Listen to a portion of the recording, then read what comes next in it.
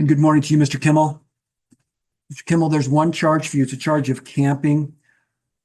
I'm not certain if we have met before, or if I've had a chance to explain to you how we approach some of these charges that involve sleeping outside. But we do have an approach that... I'd love to be updated at least. Yeah. There's been a lot of changes. I think it's been worthwhile to at least hear about it. We have a navigator that works with people who are unhoused.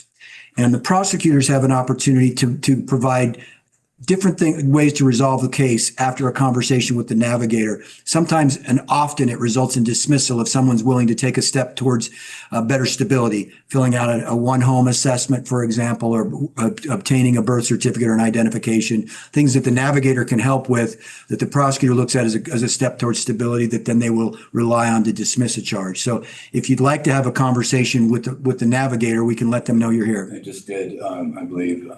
With Sebastian? Yeah, I believe that's the name, kind gentleman.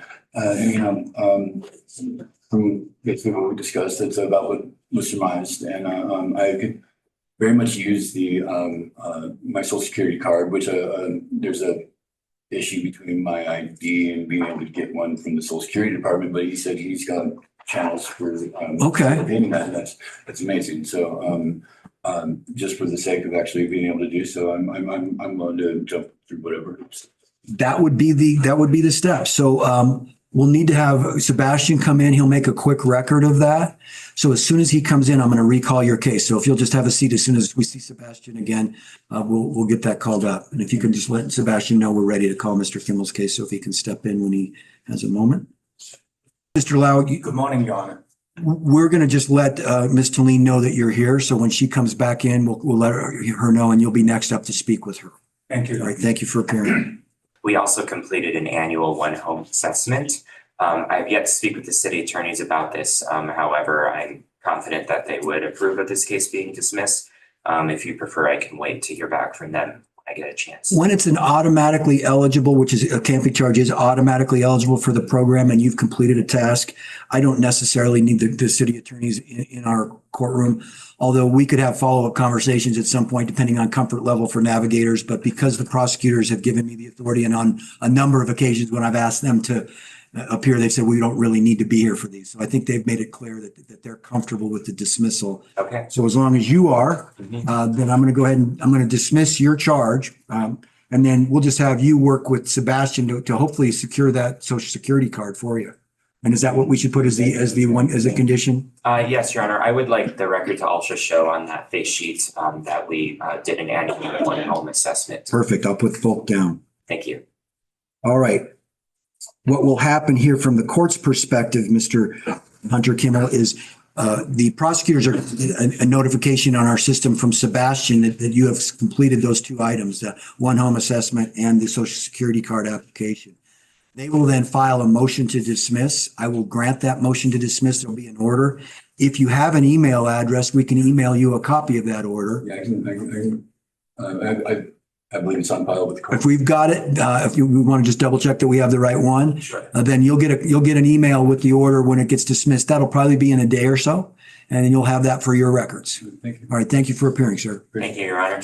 Thank you for all of that, Sebastian.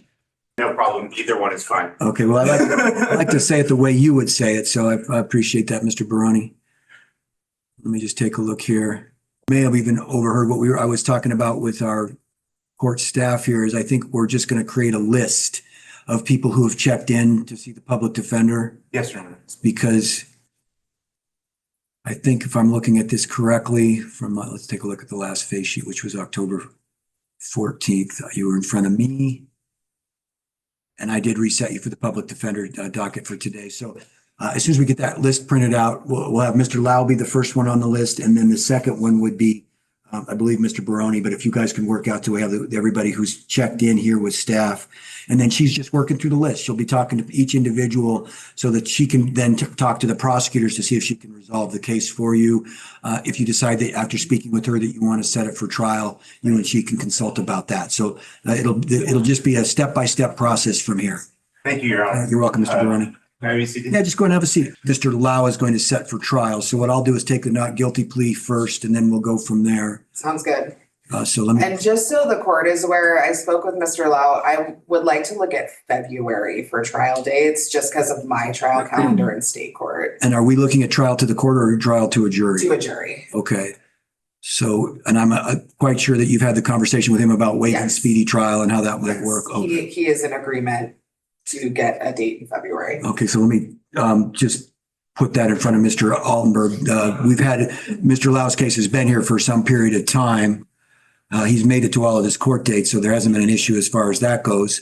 And of course, with Ms. Talene having scheduling challenges, I'm inclined to allow, especially with the waiver of speedy trial, to allow it to set, but I just wanted to make sure that the city had a chance to at least state its position with me giving a jury trial date in February with all of that stipulated. I'm just reviewing something real quick. I want to make sure. It is a charge of littering, Your Honor. I'm unsure if littering carries jail time. It technically does. Okay. It does. I just want to make sure whether or not to ensure that it does qualify Right. possibly for jury trials. Yeah, it does. It's not obviously the most serious charge, but the way it's listed in our code is it's a criminal offense with the potential for jail. And even if a judge isn't going to impose a jail sentence, if it's one that's eligible based on the nature of the charge, it makes it a jury trial eligible. I knew that there were some charges that did require or only fine penalties. Right. I just want to make sure. That's fair. Okay, so anything else that you wanted to say with respect to that as far as the February date? To be honest, Your Honor, at this point, February is so far away, I don't believe there's any issues in terms of scheduling. So just tell me no objections. Okay. All right, so let me take the not guilty plea first, and then we'll get you a jury trial date in February. I'm pulling up the summons. The charge is littering. I think I've got it. We're racing to it. And that's a violation of section 6413 of the Boulder. Just double check that that's a 6. Sorry, it's officer wrote through it and I think it's 5413 if I remember correctly. It's 5413 of the Boulder Revised Code, allegedly occurring April 22nd of 2025 at the 4800 block of Baseline Road. How does the defendant plead to that charge? Not guilty on. Enter that not guilty plea today. And then we'll make a quick record, but let me take a look at jury trial dates that we have into February. Hopefully we've loaded our calendar for February. We've got a jury trial availability on the 12th of February, which would be my preference. The sooner that we. I can actually accept that date. Okay, so we'll schedule a jury trial for February 12th of 2026. And of course, I'm going to waive the jury fee, but would ask you to fill out that jury demand before you leave, or if you choose to do that from your office, that's fine, but we'll need to have that submitted, Ms. Talene. And then working backwards, as you know, Mr. Lee, we go back at least 3 weeks. So I go back to the week of the 22nd, and my preference would probably be the week of the 15th of January. Yeah, I'm actually in trial the last week of January, so I would prefer the week of the 15th as well. Okay, so we have not yet loaded. Yeah, we do. We have a January 12th at 2:15. January 12th at 2:15 would be the jury readiness conference. That works for me. Okay, JRC on 1/12/26 at 2:15. Mr. Lau, that's a mandatory court appearance for the January 12th date. You can appear by Zoom video or in person. Either one is fine, but we need to have you here. The purpose of the jury readiness conference is to make sure that both sides are ready to proceed to trial. We don't want to subpoena 30 or 40 jurors in to come in for a trial that's going to be settled by a dismissal or by an agreement or if it gets continued. So we try to make sure that everybody's ready for trial on the date when they come in on that jury readiness conference. So I just want to make sure that you're aware of that date, but we'll give you that setting notice out front here in just a few moments. And I think you know the rest of this, Ms. Talene, as far as motions and things of that nature. But that would be the date that I would expect to the case being either dismissed or an agreement reached. If neither of those occur, then we would just say ready for trial. If there are motions to be filed, the jury trial order will have that for both parties on the deadlines. Sounds good. Okay, anything else that you think we need to address at this point? Not for me. Okay, so Mr. Lau, if you just make your way out front, they'll give you the setting notice for those two court dates that we'll see you next. Thank you, Your All Honor. right, thank you. And I'll just make a record here that we're waiving speedy. It won't start to run anew until that next court date. Thank you. So I understand that Ms. Olson doesn't intend on accepting the offer and file, which is a deferred judgment, requiring her to complete the Restorative Justice fake ID canvas course, the CU community living class in 4 hours of community service. All right, and I'm seeing that offer in our system. And good morning to you, counsel. Good morning. Elizabeth Stovall appearing with Ms. Olson, who appears in person. Thank you for that, Ms. Stovall.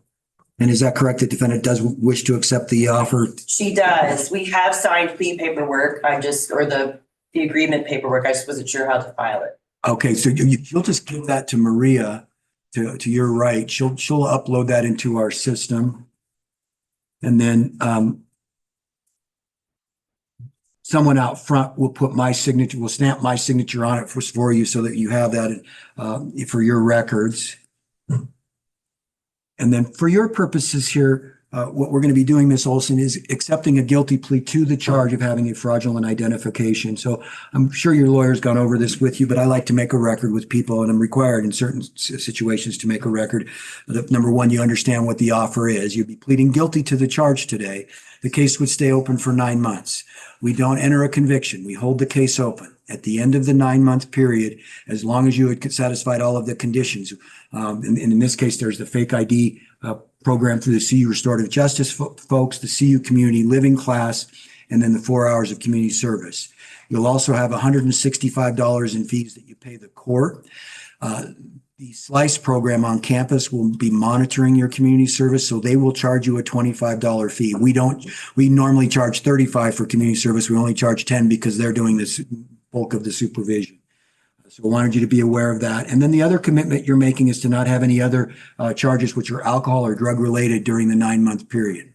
If you satisfy all of the conditions of the deferred judgment, at the end of the 9-month period, we'll withdraw the guilty plea that you entered today, dismiss your case, and then we automatically seal any record of any case that gets dismissed in our court. So if during the term of this, if you have someone who were to ask you if you have a case pending, you'd have to acknowledge that you do. Once the case has been dismissed and your record sealed, if anyone were to ask us about a case, we would say that no such record exists. Does that all make sense to you? Yes. Do you have any questions before I make this an order of the court? I don't. When you plead guilty, you're giving up your right to trial and all the other rights that I described to the group earlier. Are you doing that voluntarily? Yes. Is anybody forcing you to plead guilty?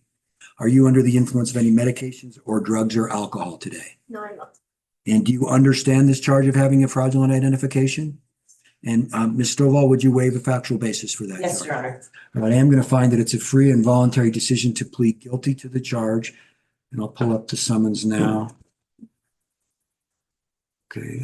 All right. And that is a charge of having a fraudulent identification in violation of section 5612 of the Boulder Revised Code occurring September 20th of 2025 at 2249 Willard Loop Drive. How do you plead to that charge?